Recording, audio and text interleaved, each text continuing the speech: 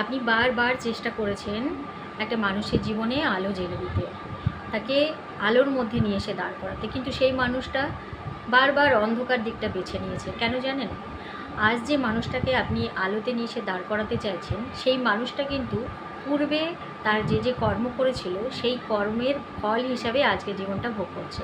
অতএব সে অন্ধকারটা কিনে রেখেছিল বলেই আজকে সে অন্ধকার জীবন যাপন করছে। তাই আমি আপনি পাল্টে দেওয়ার কেউ নই, কেউ না, বরং আপনি সঠিক রাস্তাটা জানেন, আর সেই সঠিক রাস্তাটা ধরে আপনি হেঁটে পড়ুন, এটাই আপনার জন্য মঙ্গলজনক।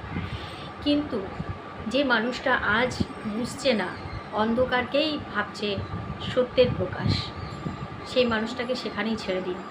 কারণ তার ভবিষ্যৎ সে তৈরি করছে আগামী জীবনের জন্য। আপনার চিন্তার কোনো কারণ নেই, আপনি শুধু আপনার কর্মটুকু করে যান,